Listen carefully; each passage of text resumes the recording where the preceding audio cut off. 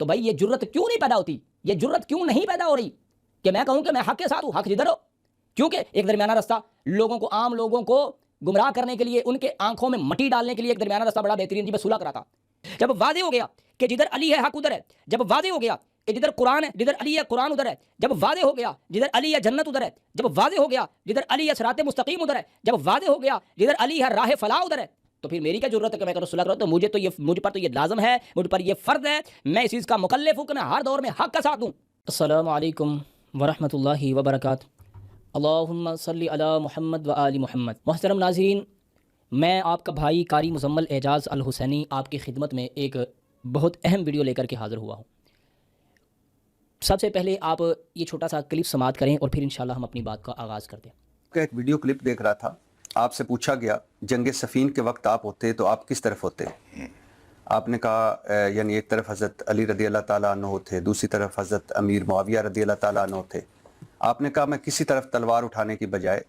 کسی طرف بھی تلوار اٹھانے کی بجائے حضرت حسن رضی اللہ تعالیٰ عنہ کا کردار ادا کرتا، مطلب صلح کروانے کی کوشش کرتا. یہ ایسا ہی ہے؟ بالکل قدموں میں گر جاتا. جی، تو آپ نے سنا علامہ ابتسام الہی ظہیر صاحب، جو کہ جماعت اہل حدیث کے ایک مایہ ناز خطیب بھی ہیں، مدرس بھی ہیں، علامہ بھی ہیں، اور بڑی جماعت میں ان کا ماشاءاللہ ایک چرچا ہے، ایک بڑی بہترین شخصیت ہیں، قداور شخصیت ہے. انٹرویو میں آپ فرما رہے ہیں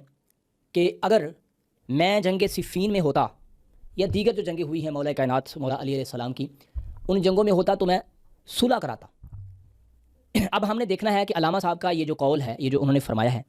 کیا قرآن و احادیث کے مطابق ٹھیک ہے؟ مجھے اس بات کا علم نہیں ہے. یہ بغض علی المرتضیٰ علیہ السلام کے علاوہ اور کیا ہو سکتا ہے کہ حضرت جناب ابو بکر رضی اللہ عنہ کی جنگوں کی باری آئے تو وہاں پہ میں صلح کی بات نہیں کرتا. خلیفہ دوم حضرت جناب عمر کے دور کی جنگوں کی بات آئے تو وہاں پہ میں صلح کی بات نہیں کرتا. اسی طرح حضرت عثمان رضی اللہ عنہ کا دور کی بات آئے تو وہاں پہ بھی میں باغی کہہ کے، بلوائی کہہ کے ان لوگوں حضرت عثمان کے ساتھ کھڑا ہو جاتا ہوں اور دوسروں کے مخالف ہو جاتا ہوں، وہاں پہ بھی صلح کی بات نہیں کرتا. لیکن جب امیر المومنین علی ابن ابی طالب علیہ السلام کے ساتھ جنگوں کی بات آتی ہے تو وہاں پہ میں پھر صلح کی بات کرتا ہوں کہ میں ہوتا اور صلح کراتا. اب ہم قرآن و احادیث کی روشنی میں دیکھیں گے کہ کیا وہاں پہ صلح کروانی چاہیے یا پھر وہاں پہ ساتھ مل کر کے لڑنا فرض تھا یا صلح کرانا فرض تھا.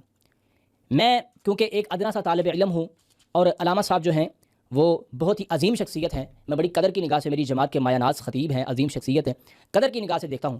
لیکن کیونکہ قرآن و سنت اور قرآن و احادیث کے سامنے اپنے ماں باپ اور بڑے سے بڑے شخص کی بھی کوئی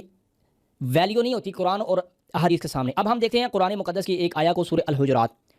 وَإِن طَائِفَتَانِ مِنَ الْمُؤْمِنِينَ اقْتَتَلُوا. اگر خدا کہہ رہا ہے کہ اگر مومنوں کے دو گروہ آپس میں لڑ پڑیں، فَأَصْلِحُوا بَيْنَهُمَا، پہلی بات تو یہ ہے کہ ان کے درمیان صلح کرا دی جائے، ٹھیک ہے. فَإِن بَغَتْ إِحْدَى عَلَى الْإِحْدَاهُمَا عَلَى الْأُخْرَى، اور اگر پھر ایک صلح کرانے کے بعد بھی ایک دوسرے پر بغاوت کرے، چڑھائی کر دے، میدان میں اتر آئے، سامنے آ جائے، تو پھر فرض کیا ہے؟ پھر دوبارہ صلح کرانا فرض نہیں ہے. پھر کیا ہے؟ فَقَاتِلُوا الَّتِي تَبْغِي، تو پھر مل کے لڑنا ہے اس کے ساتھ جو بغاوت کر رہا ہے، اور وقت کے حاکم امیر المومنین کے ساتھ مل کر باغیوں کے ساتھ لڑنا ہے. حَتَّى تَفِيءَ إِلَىٰ أَمْرِ اللَّهِ، حتیٰ کہ وہ اللہ کے معاملے کی طرف لوٹ آئیں. فَإِن فَاءَتْ، پس اگر وہ لوٹ آئیں اور اپنی غلطی کو تسلیم کر دیں، فَأَصْلِحُوا بَيْنَهُمَا بِالْعَدْلِ وَأَقْسِطُوا، پھر ان کے درمیان عدل کے ساتھ صلح کرا دیجئے اور انصاف کیجئے. ان اللہ یحب المقسطین، اللہ انصاف کرنے والوں کو اللہ پسند فرماتے ہیں. اب جب مولا کائنات مولا امیر المومنین علی ابن ابی طالب علیہ السلام کو مجبور کر کے خلافت کے عہدے پر براجمان کروا دیا گیا تو آپ نے بیٹھتے ہی جس طرح تمام علاقے کے گورنر سے ان سب کو پیغام بھیجا، سب نے معزولی کو قبول کیا، اور ایک واحد جو رہ گیا تھا جناب صوبہ، واحد علاقہ، واحد صوبہ شام کا، جہاں پر مولا کا خط گیا اور وہاں پہ سامنے سے حریف نے اس معزولی کو قبول نہیں کیا اور پھر بغاوت پہ یعنی میدان میں اتر آیا ایک بہت بڑا لشکر، ٹھیک ہے. تو پہلی بات تو یہ تھی کہ جب تمام لوگ مولا کے ساتھ مل کر کے کام کرنے کے لیے تیار ہو چکے ہیں اور امیر المومنین کی خلافت کو تسلیم کر چکے ہیں، تو پھر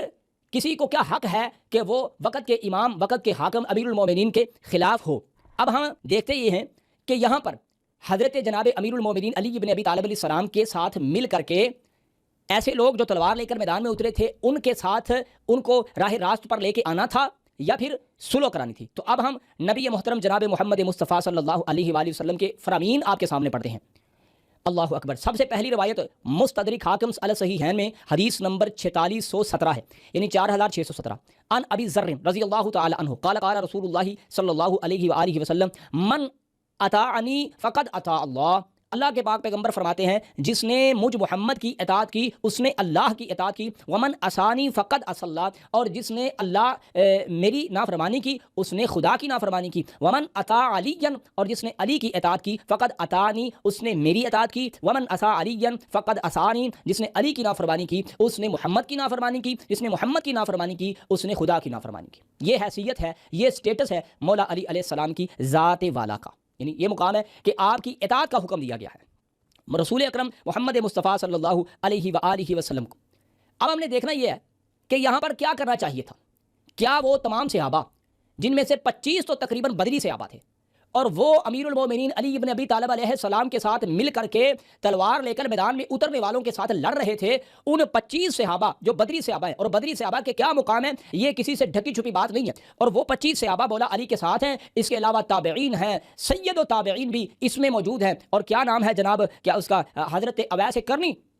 رحمت اللہ علیہ وہ بھی ساتھ ہیں، اور کئی سارے لوگ ساتھ موجود ہیں ان جنگوں میں۔ ان تمام لوگوں کو اس بات کا علم نہیں تھا، ان کی فقاہت یہ کام نہیں کرتی تھی، ان کی سمجھ یہ کام نہیں کرتی تھی کہ یہاں پر ہم نے مل کے امیر المومنین کی صلح کروانی ہے، نہ کہ ہم نے جنگ کرنی ہے۔ یعنی میں آج کا فرد ہو کے، میں کسی کی بات نہیں کرتا، میں آج کا فرد ہو کے، ٹھیک ہے، اپنا میرے پاس علم بھی کم ہے، شعور بھی کم ہے، اور کئی قسم کے فتنوں میں مبتلا، اور میں کہوں کہ میں بھائی ان صحابہ سے زیادہ، نبی کے ان ساتھیوں سے زیادہ عقل مندو سمجھدار ہوں کہ جو مولا امیر المومنین علی بن ابی طالب علیہ السلام کی زیر کمان لڑ رہے تھے، وہ نعوذ باللہ غلط کر رہے تھے، اور میں ہوتا تو میں ان کے درمیان صلح کرا دیتا۔ بھائی جہاں پہ حق کی بات ہو وہاں حق کا ساتھ دینا ہے، صلح کا معاملہ نہیں ہے۔ سنیں وہ کیسے، نبی رحمت جناب محمد مصطفیٰ صلی اللہ علیہ وآلہ وسلم نے فرمایا علی القرآن مع علی و علی مع القرآن، یہ بھی مستدرک علی صحیحین کی روایت ہے، ٹھیک ہے، کہ قرآن علی کے ساتھ ہے اور علی قرآن کے ساتھ ہے۔ اب میں آپ کے سامنے ایک روایت پڑھتا ہوں، یہ صحیح الاسناد روایت ہے، اس کی سند بالکل ٹھیک ہے، حضرت امام حاکم نشابوری نے اس کو مستدرک علی صحیحین میں روایت کیا ہے، یہ روایت نمبر ہے 4628 روایت نمبر ہے۔ حضرت ابو ذر غفاری جو ہے نا، ان کے غلام نام تھا ابو ثابت مولا ابو ذر، ٹھیک ہے، انہوں نے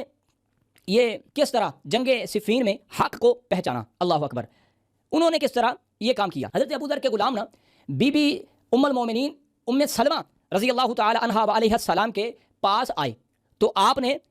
حضرت بی بی ام سلمہ نے پوچھا کہ ابو ثابت کیا وجہ ہے، تم نے کس طرح مولا امیر المومنین کی حقانیت کو پہچانا؟ یہ جنگ جمل کی بات ہے یا جنگ صفین کی بات ہے؟ بلکہ یہ جنگ جمل کی بات ہے کہ تم نے کس طرح پہچانا کہ جب لوگوں کے کلیجے دھڑک رہے تھے، کلیجے منہ کو تھے، کہ ایک طرف نبی کی زوجہ ہے اور دوسری طرف وقت کے امام حاکم ہے، امیر المومنین ہے، وقت کے خلیفہ ہے، تو تم نے حق کو کیسے پہچانا کہ تو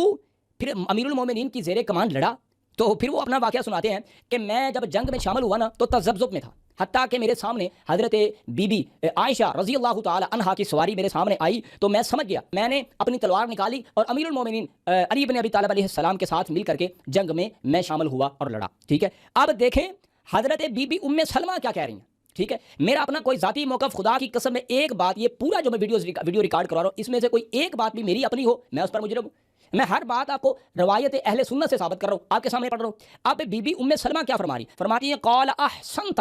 ٹھیک ہے، میں کہتا ہوں کہ میں صلح کرا دیتا، اور بی بی شاباش دے رہی ہے، ٹھیک ہے، فرماتی ہیں احسنت، تم نے بہت اچھا کیا، اللہ اکبر، سمعت رسول اللہ صلی اللہ علیہ وآلہ وسلم، میں نے نبی محترم جناب محمد مصطفیٰ صلی اللہ علیہ وآلہ وسلم سے سنا، یقول، آپ فرما رہے تھے علی مع القرآن والقرآن مع علی لن یتفرقا حتی یرد علی الحوض، بی بی کہتی ہے میں نے نبی محترم جناب محمد مصطفیٰ صلی اللہ علیہ وآلہ وسلم کی زبان اطہر سے سنا تھا کہ علی قرآن کے ساتھ ہے، قرآن علی کے ساتھ ہے، یہ کبھی جدا نہ ہوں گے حتیٰ کہ حوض کوثر پر یہ آئیں گے اور قرآن علی کے پاس ساتھ ہوگا، اور یہ مستدرک علی صحیحین کی روایت اور امام حاکم نے صحیح الاسناد اسے کہا ہے،